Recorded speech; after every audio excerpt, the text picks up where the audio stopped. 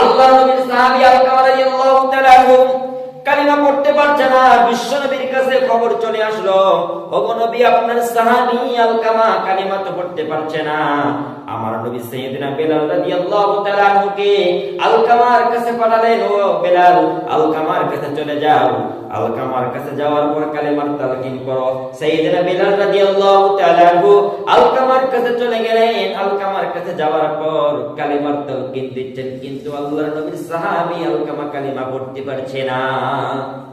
বিশ্ব নবীর কাছে খবর চলে আসলো, ওগো নবী, আপনার সাহাবী আলকামা মুখের মধ্যে কালিমা আসে, কিন্তু কোনোভাবেই তো কালিমা উচ্চারণ করতে পারছে না। আমার নবীজি বললেন, তার বাড়িতে কে আছে, তার স্ত্রীকে ডাকো। বিশ্ব নবী আলকামার স্ত্রীকে ডেকে পাঠালেন। আলকামার স্ত্রী চলে আসলো, কারণ একজন স্ত্রী জানে তার স্বামীর আচরণ কিরকম, ঠিক কিনা বলেন? বাইরের মানুষ দেখবে লোকটা পীর, বাইরের মানুষ দেখবে লোকটা বড় হুজুর, কিন্তু তার আসল চরিত্র কি কেউ দুনিয়ার না জানলেও একমাত্র জানে কে? তার বউ। তার বউ হয়তো তার কাছে থাকে, যার কারণে তার বউ তার গোপন খবরও জানে। এই জন্য আলকামার স্ত্রীকে ডাকা হলো, ও আলকামার স্ত্রী, আলকামা নামাজে কেমন ছিল? আলকামার স্ত্রী ডেকে বলে, আল্লাহর নবী, আলকামা নামাজে খুব ভালো ছিল, কখনো নামাজ মিস দিত না, তাহাজ্জুদের নামাজ আলকামা পড়তো, মানুষের সঙ্গে ভালো আচরণ করতো, দান সদকাও করতো, তার কোনো দোষ নাই। এবার বিশ্বনবী বললেন, আলকামার বাড়িতে আর কে আছে? সাহাবায়ে কেরাম ডেকে বললেন, আলকামার বাড়িতে আলকামার বৃদ্ধ মা আছে। বিশ্বনবী বললেন, আলকামার মাকে ডাকো। বিশ্বনবীর এবার প্রশ্নের জবাবে আলকামার মাকে ডাকা হলো। আলকামার মাকে ডাকার পর বলা হলো, আলকামার মা, তোমার সন্তান তো আলকামা কালিমা পড়তে পারছে না, আলকামা নামাজে কেমন ছিল? আলকামার মা ডেকে বলে, আমার সন্তান আলকামা নামাজে খুব ভালো ছিল, সে পাঁচজাগানা পাঁচ ওয়াক্ত জামাতে না শহীদ নামাজ আদায় করতো।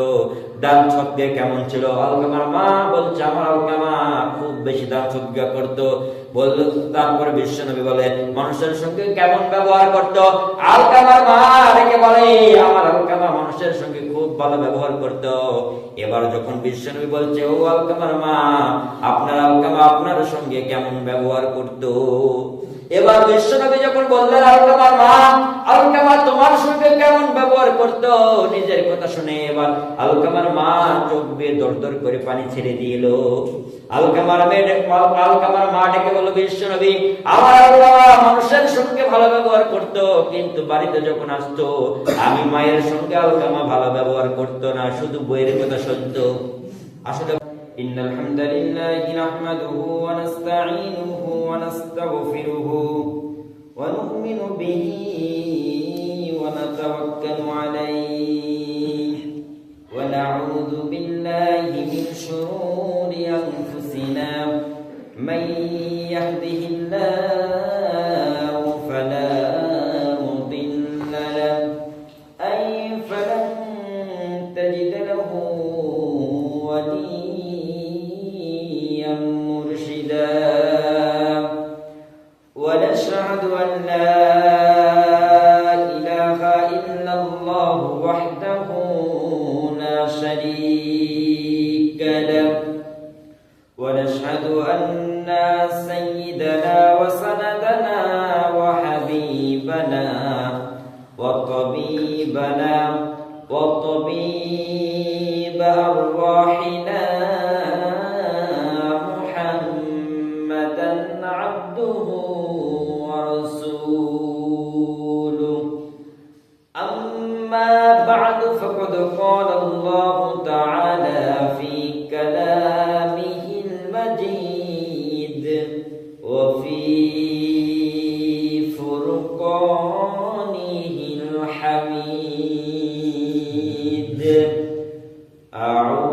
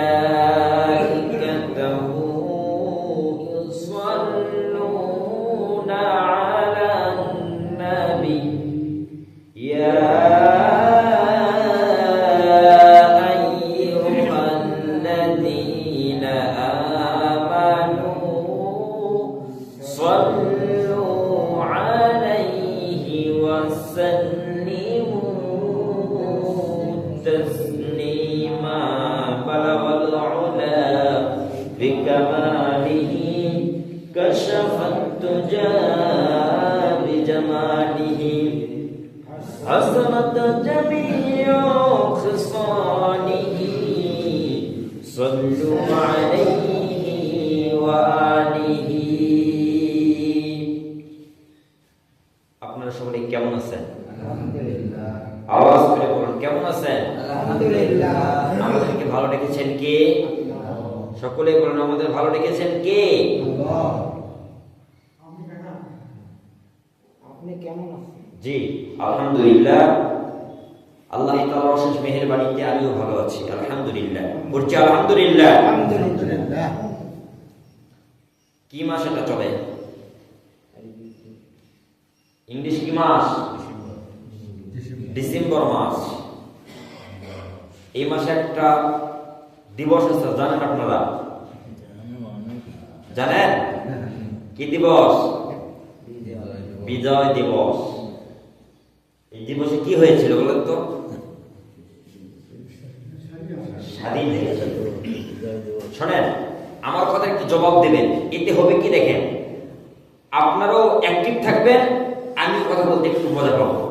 এই জন্য ঘুমাবেন না কেউ, মেহরবানি করে ইয়ং থাকবেন, সকলেই একবার অ্যাক্টিভ থাকবেন, কথা বুলেটের মতো বলবেন। মুরব্বী চাচারা কথা না বললে আমি রাগ করবো না, কিন্তু যুবক ভাই যারা আছেন তোমাদের কথা বলতেই হবে অবশ্যই। হ্যাঁ, তো কি মাস চলছিল? ডিসেম্বর মাস, ঠিক কিনা বলেন? এই মাসে একটা দিবস আছে, মহান বিজয় দিবস।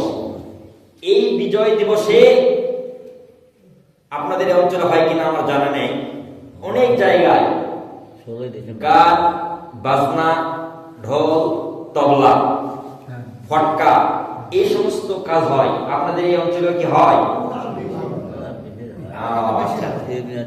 দেখেন, সত্যিকারের দেশ প্রেমিক যদি আপনি হন, দেশের প্রতি যদি প্রকৃত অর্থে আপনার মায়া থেকে থাকে, তবে আপনার এক নম্বর কাজ হবে, যে ব্যক্তিগুলো আব্দুস সালাম, বরকত, এই ব্যক্তিগুলোর অবদানে, এই ব্যক্তিগুলোর জীবনের বিনিময়ে আমরা এমন একটা সুশীল দেশ পেয়েছি, এমন একটা স্বাধীন দেশ পেয়েছি।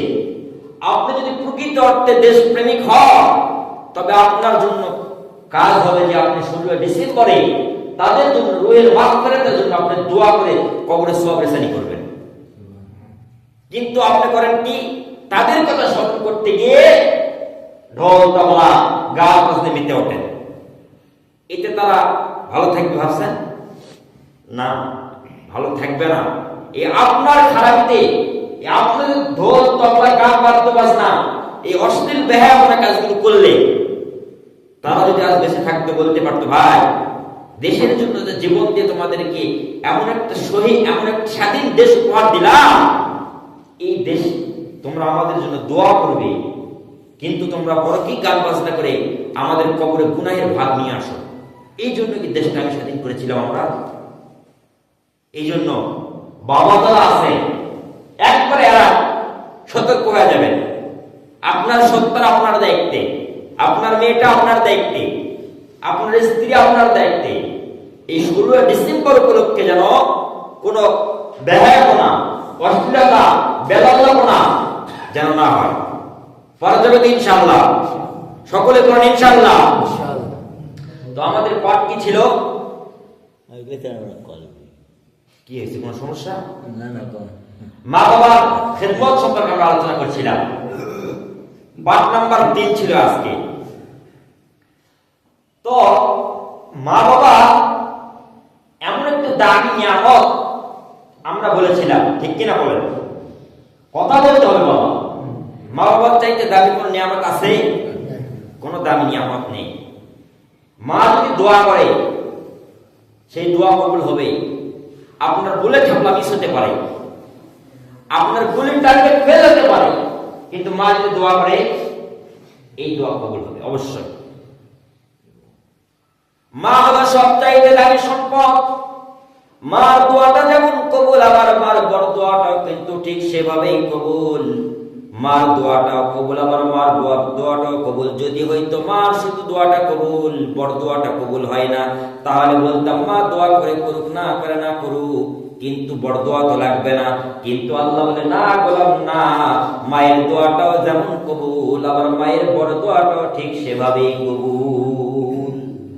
মা সন্তানের মধ্যে তরমুজ আর চাকুর সম্পর্ক। তরমুজ হলো সন্তান আর চাকু হলো মা বাবা।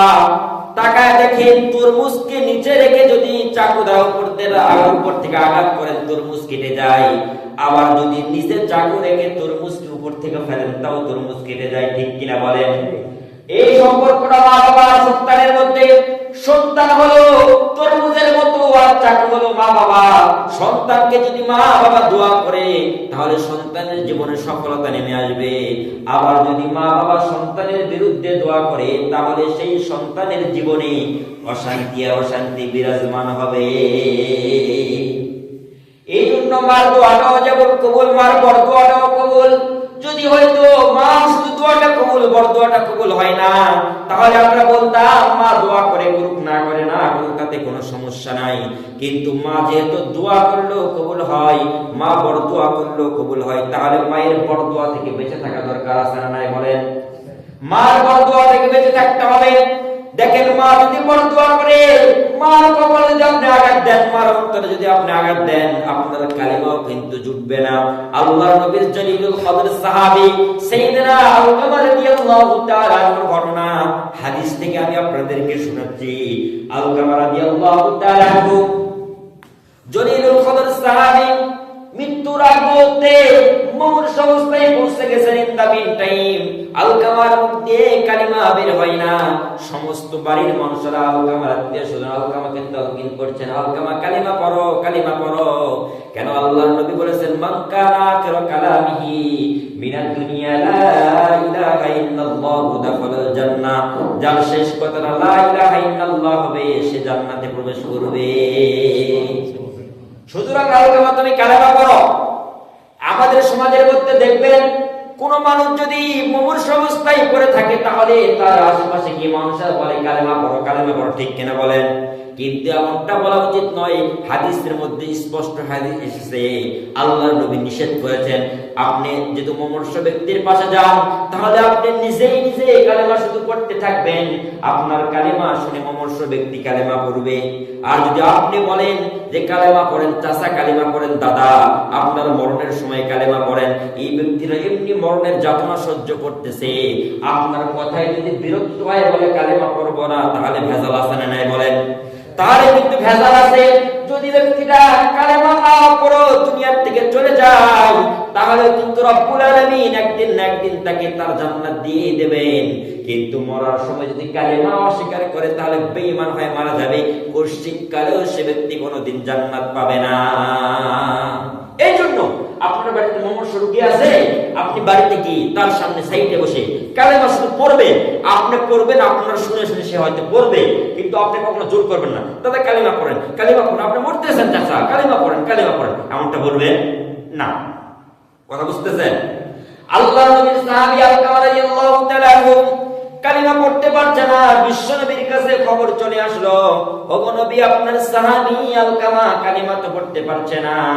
আমার নবী সাইয়েদনা বেলাল রাদিয়াল্লাহু তাআলা আনহুকে আলকামার কাছে পাঠালেন, ও বেলাল, আলকামার কাছে চলে যাও।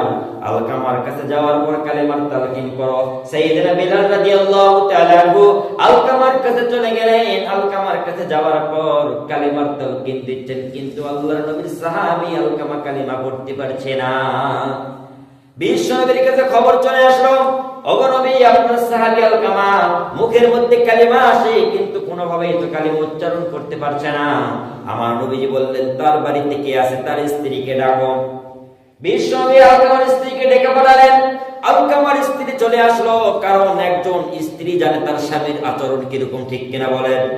বাইরের মানুষ দেখবে লোকটা পীর, বাইরের মানুষ দেখবে লোকটা বড় হুজুর, কিন্তু তার আসল চরিত্র কি কেউ দুনিয়ার না জানলেও একমাত্র জানে কে? তার বউ। তার বউ হয়তো তার কাছে থাকে, যার কারণে তার বউ তার গোপন খবরও জানে। এই জন্য আলকামার স্ত্রীকে ডাকা হলো, ও আলকামার স্ত্রী, আলকামা নামাজে কেমন ছিল? আলকামার স্ত্রী ডেকে বলে, আল্লাহর নবী, আলকামা নামাজে খুব ভালো ছিল, কখনো নামাজ মিস দিত না, তাহাজ্জুদের নামাজ আলকামা পড়তো, মানুষের সঙ্গে ভালো আচরণ করতো, দান সদকাও করতো, তার কোনো দোষ নাই। এবার বিশ্বনবী বললেন, আলকামার বাড়িতে আর কে আছে? সাহাবাই কেরাম ডেকে বললেন, আলকামার বাড়িতে আলকামার বৃদ্ধ মা আছে। বিশ্বনবী বললেন, আলকামার মাকে ডাকো। বিশ্বনবীর এবার প্রশ্নের জবাবে আলকামার মাকে ডাকা হলো। আলকামার মাকে ডাকার পর বলা হলো, আলকামার মা, তোমার সন্তান তো আলকামা কালেমা পড়তে পারছে না, আলকামা নামাজে কেমন ছিল? আলকামার মা ডেকে বলে, আমার সন্তান আলকামা নামাজে খুব ভালো ছিল, সে পাঞ্জেগানা 5 ওয়াক্ত জামাতে না শহীদ নামাজ আদায় করতো। দান সদকা কেমন ছিল? আলকামার মা বলছে, আমার আলকামা খুব বেশি দান সদকা করতো। বলল, তারপরে বিশ্বনবী বলে, মানুষের সঙ্গে কেমন ব্যবহার করতো? আলকামার মা ডেকে বলে, আমার আলকামা মানুষের সঙ্গে খুব ভালো ব্যবহার করতো।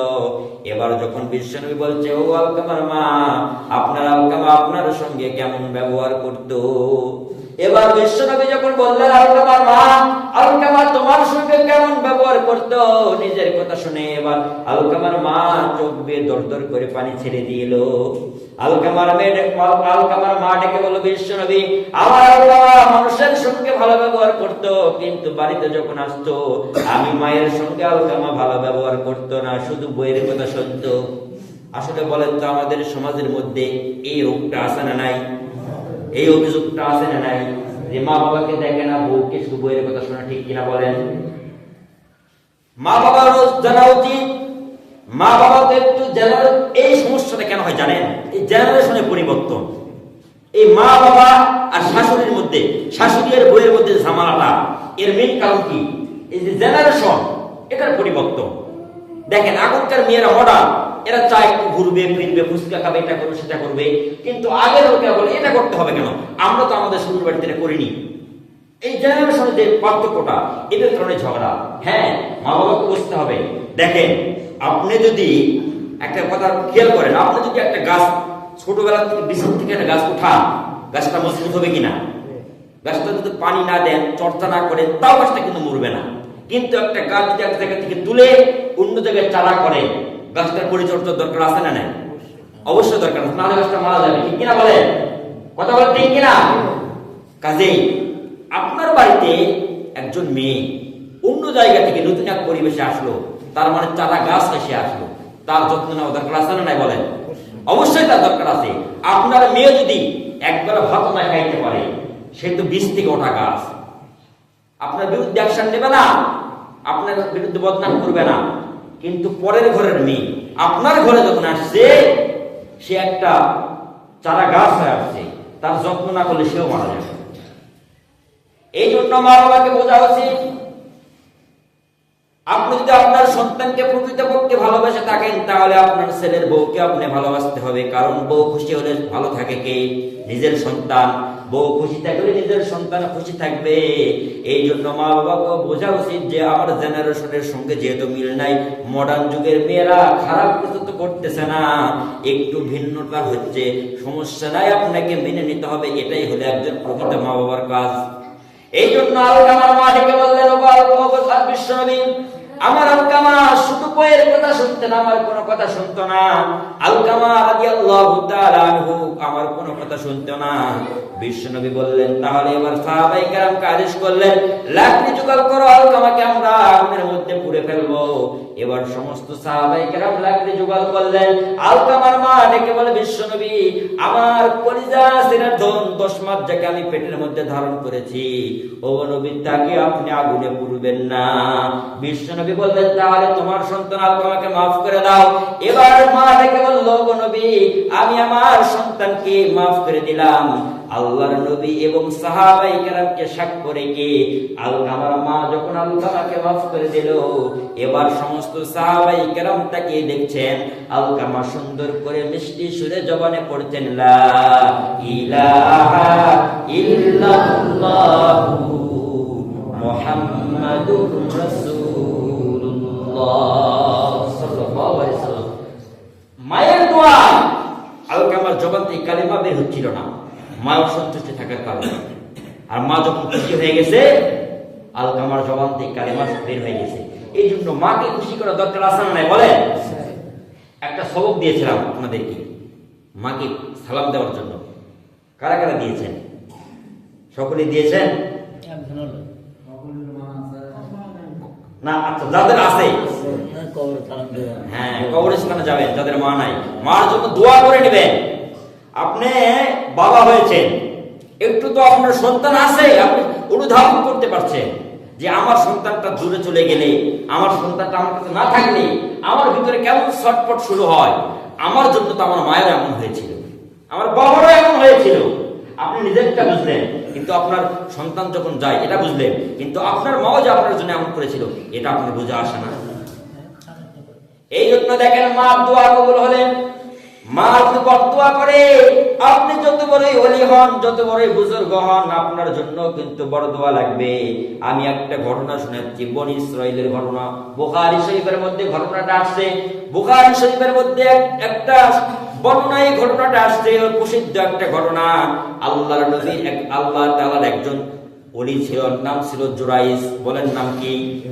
বনি ইসরাইলের সেই ওলি নাম ছিল জুরাইজ। বাড়িঘর রেখে পাহাড়ের পদদেশে তিনি ঘর করে সেখানে ইবাদত করত। দীর্ঘদিন আল্লাহ তাআলার ইবাদত করত। এবং একদিন তিনি তাহাজ্জুদের নামাজে দাঁড়ালেন। বলেন তো ওলি হওয়ার জন্য তাহাজ্জুদের দরকার আছে না নাই? ওয়া মিনাল লাইলি ফাতাহাজ্জাত বিহি নাফিলাতান লাক আসা আন ইয়াবআসাকা রাব্বুকা মাকামান মাহমুদা। জোরে বলুন আল্লাহু আকবার। সেই আল্লাহর ওলি জুরাইজ পাহাড়ের পাদদেশে, সেখানে তার বসবাস। সেখানে তিনি একদিন তাহাজ্জুদের নামাজে দাঁড়ালেন। মা দরজার মধ্যে করাঘাত করলেন। মা ডেকে বললে, ও সন্তান জুরাইজ, আমাকে এক গ্লাস পানি পান করাও। কিন্তু জুরাইজ তো নামাজরত অবস্থায়। জুরাইজ মনে মনে ভাবছেন, মাকে সারা দিয়ে মাকে পানি দেব নাকি নামাজ চালিয়ে যাব। তিনি নামাজটা চালিয়ে গেলেন, মাটাকে সারা দিলেন না। আবার মা ডাকলো, জুরাইজ আমাকে পানি খাওয়াও। এবার আবার জুরাইজ মনে মনে চিন্তা করলেন, নামাজ চালিয়ে যাব নাকি মাটাকে সারা দেব। এবার জুরাইজ আবার নামাজ ছাড়লেন না, নামাজ চালিয়ে গেলেন। তৃতীয়বার যখন আবার মা ডেকে বলল, জুরাইজ পানি খাওয়াও। এবার জুরাইজ মনে মনে চিন্তা করলেন, নামাজ ছেড়ে দেব নাকি মাটাকে সারা দেব। এবার তিনি নামাজ চালিয়ে গেলেন। তৃতীয়বার যখন সন্তানের ডাকে সাড়া পেলেন না, মা মনে মনে দোয়া করল, রব্বুল আলামিন, আমার সন্তান আমার কথা শুনলো না। আমি মা হয়ে দোয়া করি, এই সন্তানকে মৃত্যুর আগে বেশ্যা নারীর ফেতনায় না ফুলিয়ে তুমি কবরে নিও না। মা দোয়া করেছে, আল্লাহ তাআলার দরবারে মার দোয়া কবুল হয়েছে। একদিন জুরাইজ আল্লাহর ওলি এভাবে তিনি তার খানকার মধ্যে বসে নামাজরত অবস্থায় ছিলেন। এমন সময় এক বেশ্যা নারী জুরাইজের ঘরের ভিতর ঢুকে গেল। জুরাইজের ঘরের ভিতর ঢোকার পর জুরাইজকে বলছে, ও জুরাইজ, আমার সঙ্গে তোমাকে খারাপ কাজ করতে হবে, অপকর্মে লিপ্ত হতে হবে। জুরাইজ বলল, অসম্ভব, কখনোই সম্ভব নয়, এই কাজ আমার দ্বারা সম্ভব নয়, আমি এটা পারবো না। এবার সেই মহিলা ডেকে বলছেন, এখানে তো কেউ দেখে না, তুমি আর আমি। এবার জুরাইজ বলে, পাগল মেয়ে বলে কি, তুমি আর আমি এখানে, কিন্তু উপর থেকে একজন দেখছেন। জোরে বলেন, তিনি কে? আল্লাহ তাআলার ভয়ে জুরাইজ বলল, আমি এমন কাজ করতে পারবো না। এবার সেই বেশ্যা নারী যখন অপারগ হয়ে এবার জুরাইজের কাছ থেকে চলে গেলেন। দূরে গিয়ে দেখে একজন রাখাল শুয়ে আছে, রাখালের সঙ্গে অপকর্ম করে ফেলছে। কিন্তু কিছুদিনের ব্যবধানে, কয়েক মাসের ব্যবধানে এবার তার সেই মেয়েটার গর্ভের মধ্যে বাচ্চা চলে আসলো। মেয়েটার পেট বড় হয়ে গেল। এলাকার লোকেরা বলে, ও নারী, তোমার তো বিয়ে হয়নি, তোমার পেট বড় কেন? কার সঙ্গে অপকর্ম করেছো বলো। এবার বেশ্যা নারী ডেকে বলে, তোমরা যাকে ওলি মনে করো জুরাইজ, সে আমার সঙ্গে অপকর্ম করেছে। লোকেরা তো রাগে ফায়ার হয়ে গেল। আমরা যাকে ওলি মনে করতাম সে তো একজন প্রখ্যাত ডাকাত। দিনের বেলা সে মানুষের সঙ্গে ভালো ব্যবহার করতো, নামাজ পড়তো, কিন্তু রাতের বেলা এমন শয়তানি করতো, আমরা তো জানতাম না। এবার সকলেই মিলে গিয়ে জুরাইজের ঘরটা ভেঙে দিলেন, জুরাইজকে মারধর শুরু করে দিলেন। জুরাইজ বলে, তোমরা আমাকে মারো কেন? আমার অপরাধ কি বলো? এবার লোকেরা বলল, জুরাইস তুমি মনে হয় ভাজা মাছটা উল্টেও খাইতে পারো না, এমন ভাবসাব তুমি করতেছো, ওই বেশ্যানারীর গর্ভে তোমার সন্তান, এমন অপকর্ম তুমি কেন করছো? জুরাইস বলে, আমি তো করিনি। বেশ্যানারী বলে, না, সে ব্যক্তি করেছে। এবার দ্বিতীয় দুজনের মধ্যে দ্বিধাদ্বন্দ্ব হওয়ার কারণে এবার জুরাইস বলছে, আমাকে 2টা মিনিট যদি সময় দাও, আমি প্রমাণ দিয়ে দেব। জুরাইসকে বলো, ঠিক আছে, তোমাকে 2 মিনিট সময় দেওয়া হলো। এবার জুরাইস ওযু বানালেন। ওযু বানানোর পর নামাজ আদায় করলেন। নামাজ আদায় করার পর রবকে ডেকে বললেন, রব্বুল আলামিন, আমি দীর্ঘদিন আপনার ইবাদত করছি, কিন্তু কোন কারণে এমন ফিতনায় আমাকে ফেললেন? রব্বুল আলামিন, তুমি তোমার বান্দার প্রতি একটু সহায় হয়ে যাও। এবার সাইয়েদনা জুরাইস রাদিয়াল্লাহু তাআলা নামাজ শেষ করলেন, দোয়া শেষ করলেন। দোয়া শেষ করার পর লোকজনকে ডেকে বললেন, ও আমার ভাইয়েরা, যদি গর্ভের সন্তান বলতে পারে এই সন্তানের বাবাকে, তাহলে তোমরা মেনে নিবা নাকি? এবার সমস্ত ব্যক্তি বলে, আমরা তো অবশ্যই মেনে নেব। এবার জুরাইস রহমাতুল্লাহ আলাইহি সেই মহিলাটার গর্ভের পেটের দিকে তাকিয়ে এবার সেই জুরাইস বলতেছেন, ও বাচ্চা, বলো তোমার বাবাকে। এবার জুরাইসের কথার জবাবে সেই মহিলার পেট থেকে বাচ্চা আওয়াজ করে বলছে, আমার বাবা হলো অমুক গ্রামের সেই রাখাল। এবার লোকেরা অবাক হয়ে গেল, হায়রে, জুরাইস তো আসলে একজন ভালো আল্লাহর ওলি, আমরা কি কারণে জুরাইসের ঘরটা ভেঙে ফেললাম? সকলেই মিলে আবার বলল, জুরাইস, তোমার ঘর ভাঙার কারণে আমরা অন্যায় করে ফেলেছি, আমরা চাই তোমাকে একটা স্বর্ণের ঘর বানিয়ে দেব। এবার জুরাইস বলল, না, আমাকে স্বর্ণের ঘর বানিয়ে দিতে হবে না, তোমরা যদি চাও আগের যেমন মাটির ঘর ছিল, আমাকে সেইভাবেই একটা মাটির ঘর বানিয়ে দাও। মায়ের বরদোয়ার কারণে জুরাইস ফিতনায় পড়ে গেছে। মায়ের বরদোয়া, যত বড় বলি হন আপনি, পীরে কামেল মুর্শিদে মুকাম্মেল, যত বড় বুজুর্গ হন, মা যদি বরদোয়া করে লাগবে। মা বরদোয়া করলে কি হবে? লাগবে। এই জন্য বলি, ভাই, যুবক ভাইরা, শোনো, আমি 3 সপ্তাহ একই কথা বলে যাচ্ছি, যদি আপনি সফল হতে চান, মার দোয়া নেন। আপনি কোনোভাবেই সাকসেস হতে পারবেন না মাকে বেচার করে। মা যদি আপনার প্রতি খুশি হয়ে যায়, আপনি সাকসেস। দুনিয়া তো সাকসেস, পরকালে সাকসেস। দুনিয়াতে আপনার কি লাগবে? বাড়ি লাগবে, গাড়ি লাগবে, নারী লাগবে, আখিরাতে আল্লাহর জান্নাত লাগবে। মাকে খুশি করেন, পেয়ে যাবেন ইনশাআল্লাহ। মা যদি আপনার খারাপ হয়, আপনি চিন্তা করেন, আমার মা তো নামাজ পড়ে না, আমাকে নামাজ পড়তে হবে না, আমার জন্য নামাজ পড়া শর্ত নয়। কিন্তু মা যদি তোমার জন্য দোয়া করে, রব কিন্তু আসমান থেকে ফয়সালা করে দেবে। এই জন্য মাকে খুশি করে চলবেন।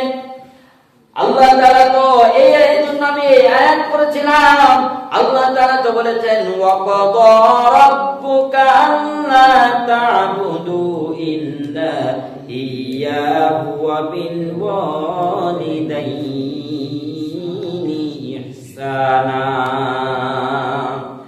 আল্লাহ রাব্বুল আলামিন এর মধ্যে 2টা হুকুম দিয়েছিলেন। 1 নম্বর হুকুম রব দিয়েছিলেন, দুনিয়ার মানুষের সঙ্গে যখন তোমরা কথা বলবে, ভালো ব্যবহার করবে। তোমরা যখন তোমাদের মা বাবার সঙ্গে কথা বলবে, নম্রতার আচরণ করবে। ওয়াকফিজ লাহুমা জানাহাদ যুল্লি মিনার রাহমা। আল্লাহ বললেন, তোমাদের 2টা ডানা মা বাবার জন্য বিছিয়ে দাও, তোমার 2টা ডানা মা বাবার দিকে বিছিয়ে দাও, রহমতের ডানা বিছিয়ে দাও। তোমার মা যদি তোমার ফ্লোরে শোয়ায়, তুমি তোমার মাকে খাটে শোয়াও। তোমার মা যদি ছোটবেলায় তোমাকে যদি আঙুর খাওয়ায়, তার চাইতে দামি ফল তুমি তোমার মাকে খাওয়াও। ছোটবেলায় যদি তোমার মা তোমাকে সিলভার মাছ খাওয়ায়, তুমি বড় হওয়ার পর সন্তান তুমি তোমার মাকে ইলিশ মাছ খাওয়াও। তুমি তোমার মার নিকটে রহমতের ডানা বিছিয়ে দাও। তো 1 নম্বর আয়াতের মধ্যে আল্লাহ হুকুম দিয়েছেন, তুমি তোমার মা বাবার সঙ্গে ভালো আচরণ করো। আরেকটা হুকুম হলো, তোমরা কাজের মধ্যে, কথার মধ্যে কখনো শিরিক করে ফেলবে না। বলেন তো, আমাদের সমাজে শিরিক আছে না নাই? শিরিক করবেন না। আল্লাহ তাআলা বলেন লা ইন আশরাকতা লা ইয়াহবাতান্না আমালুকা ওয়া লা তাকুনান্না মিনাল খাসিরিন।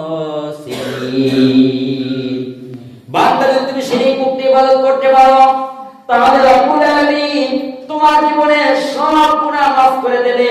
তুমি যদি পাহাড় সম পরিমাণ গুনাহ করে ফেলো, সমুদ্রের ফেনা পরিমাণ গুনাহ করে ফেলো, রব তার কুদরতি ভালো আল্লাহ তাআলা তার কুদরতি দয়ায় আপনার জীবনের সব গুনাহ মাফ করে দেবে। কিন্তু যদি আপনার ভিতরে শিরিক থাকা যাবে না, যদি শিরিক থাকে তাহলেই গুনাহ মাফ হবে না। শিরিক ব্যতীত যত গুনাহ আপনি করবেন সব গুনাহ যিনি মাফ করবেন, সকলে গলার আওয়াজটা উঁচু করে বলেন তো তিনি কে? এই জন্য শিরিক করবেন না। সাইয়েদনা লুকমান আলাইহিস সালাতু ওয়াস সালাম তার সন্তানকে যত নসিহত করেছিল তার মধ্যে একটা নসিহত এমন ছিল, কলিজার টুকরা বৎস, খবরদার আল্লাহর সঙ্গে কাউকে শিরিক করো না। শিরিক কিন্তু আল্লাহ পছন্দ করেন না। কিন্তু আমাদের সমাজের মধ্যে দেখবেন আমরা অনেক শিরিক করি। আমরা দেখবেন কথার মাধ্যমে শিরিক করি, কাজের মাধ্যমে শিরিক করি, আবার চিন্তা ভাবনার মধ্যেও শিরিক করি। আছে না নাই বলেন? অনেক শিরিক করি। ভাই কেমন আছেন? বলে আপনার দয়ায় ভালো আছি। বলে আপনার মায়ের কি অবস্থা? কো মা তো এখন ভালো, কিন্তু ডাক্তার সময় মতো না আসলে মাকে বাঁচানো যেত না। বলে আপনার ব্যবসার কি হালত? ও ব্যবসা ভালোই আছে। ওই ব্যক্তিটা যদি আমাকে এত টাকা ধার না দিত আমার ব্যবসা হতো না। বলে আপনার শরীরের কি হালত? বলছে আমি তো ভালোই ছিলাম, কিন্তু সেদিন যদি ড্রাইভারটা ভালো না হতো তাহলে অ্যাক্সিডেন্টের কবলে পড়ে দুনিয়া থেকে বিদায় নিতাম। এই সমস্ত কথা আমাদের সমাজে আছে না নাই বলেন? এগুলোর মধ্যে অনেক শিরিক কথা আছে, অনেক কুফরি কথা আছে। আমাদের দেখবেন কাজের মধ্যে অনেক শিরিক হয়ে যায়, আমাদের কথার মাধ্যমে অনেক শিরিক হয়ে যায়, আবার আমাদের চিন্তার মধ্যে অনেক শিরিক হয়ে যায়, যেগুলো আমরা কল্পনাও করি না। যদি আপনার জীবনে শিরিক থাকে আপনি মাফ পাবেন না। কিন্তু যদি আপনার ঈমান আমলে যদি একটু কম হয়ে যান, আপনার ইবাদত যদি একটু কম হয়, আপনি যদি শিরিক মুক্ত ইবাদত করে রবের দরবারে যাইতে পারেন, তাহলে রব্বুল আলামিন আপনাকে মাফ করে দিয়ে তার বানানো জান্নাত আপনাকে দিয়ে দেবে। এই জন্য শিরিক করবেন না। শিরিক কিন্তু সবচাইতে বড় খারাপ। আল্লাহ তাআলা এই সূরাটা দেখেন, আল্লাহ তাআলা পবিত্র কোরআনে একটা সূরা নাযিল করেছেন, সূরাতুল ইখলাস। খুব একটা সোনালী সূরা। যারা পারেন আমার সঙ্গে সকলে পড়েন, কুল হুয়াল্লাহু আহাদ আল্লাহুস সামাদ লাম ইয়ালিদ ওয়া লাম ইউলাদ ওয়া লাম ইয়াকুল লাহু কুফুয়ান আহাদ।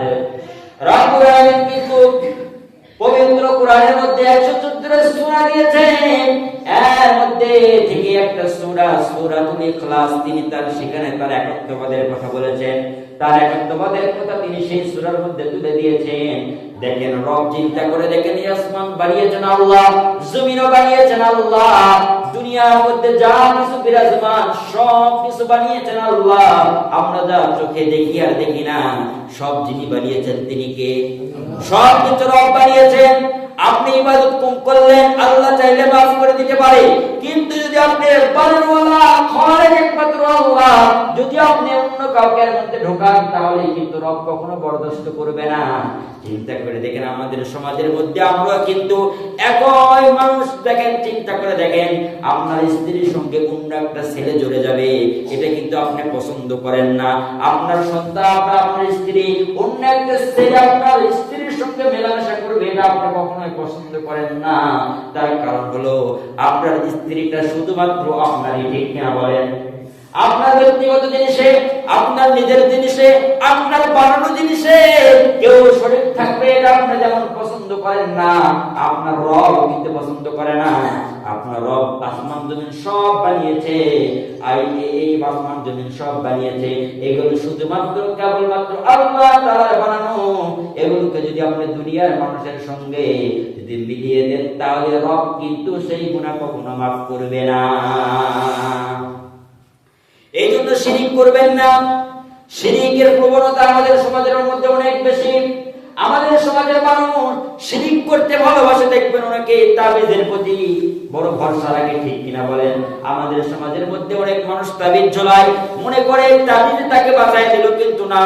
দেখেন আমাদের সমাজের মধ্যে অনেকেই চিন্তা করে ওষুধ খাওয়া আমার রোগ ভালো হলো, কিন্তু কথাটা ভুল। আল্লাহ তাআলা ওকে ঔষধের মধ্যে হয়তো সুস্থতার যদি যোগ্যতা দেয় তবে অসুখ ভালো হবে, নয়তোবা ভালো হবে না। কিন্তু অসুখ ভালো করার বাড়ি হলো আল্লাহ। এই ঔষধের মাধ্যমে রব আপনাকে ভালো করছেন, এটা একটা ওসিলা। এই জন্য আপনার এমন বিশ্বাস থাকা যাবে না ঔষধের মাধ্যমে আপনি সুস্থ হয়ে যাচ্ছেন, এমন বিশ্বাস আপনার থাকা যাবে না। আপনার বিশ্বাস থাকতে হবে এমন, আমি ঔষধ খাচ্ছি কিন্তু আমাকে সুস্থ করছেন কে? আল্লাহ কিন্তু আপনাকে সুস্থ করছেন। এই জন্য শিরক আপনি করবেন না।